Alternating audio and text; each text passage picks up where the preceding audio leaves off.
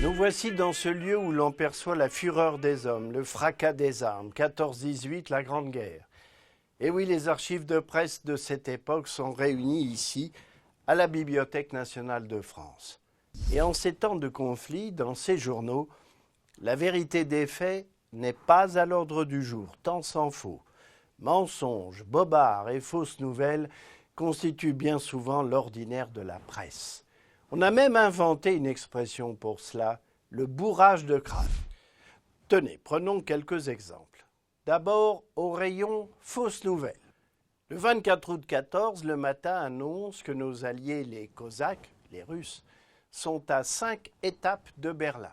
Rien de plus faux, les Allemands sont en train d'envahir la France et les Russes sont bloqués par les tirs de l'artillerie allemande. Mieux encore, quelques semaines plus tard, cette fois le 15 septembre 14, le matin annonce carrément que l'Allemagne bat en retraite. Là-bas, ce serait le désespoir. Faux, bien sûr, là encore.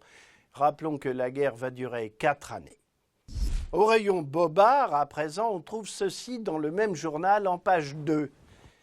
L'artillerie allemande est lourde comme eux, affiche le titre. Elle n'est que bluff. Et le journal ajoute, leurs projectiles sont très curieux, quoiqu'à les voir tomber, à les entendre, ils soient terriblement impressionnants. Ils ont très peu d'efficacité.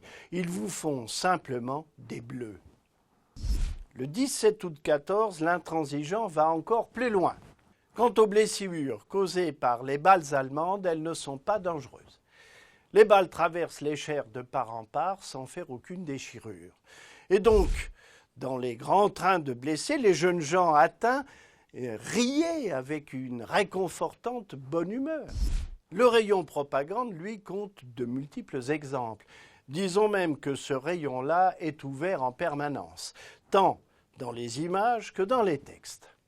On le voit, le poilu est content. Les tranchées sont joyeuses et dans les boyaux, les habitats coquets. Ils hébergent les officiers. Les Français sont d'excellents tireurs. Lorsqu'ils tuent un Allemand, son corps ne fait même pas peur aux corbeaux. La bravoure française est sans égale. L'Allemand est un barbare, un vandale, un féroce, cruel, sanguinaire, bref, c'est le Boche. D'ailleurs, la Croix s'interroge pour savoir s'il est vraiment comme nous. Voilà au moins de quoi remplir les colonnes quand on n'a pas de réelles informations. Alors ces mensonges et autres bourrages de crâne révulsent en particulier les poilus, qui se voient représentés dans une guerre imaginée. Un reporter a fait son mea culpa à ce sujet. Édouard Elsé, un ami d'Albert Londres, lui aussi reporter, dans son livre « Sous le brassard vert », il confesse avoir inventé des soldats qui riaient, chantaient, alors qu'ils marchaient comme des ombres, las de mourir, écrit-il. Ce sursaut moral, c'est le défi que devra relever la presse au sortir de cette guerre pour restaurer une confiance elle aussi gravement blessée par le conflit. Vous trouvez cela passionnant et vous avez raison. Alors rendez-vous sur Retro News, le site de presse de la BNF.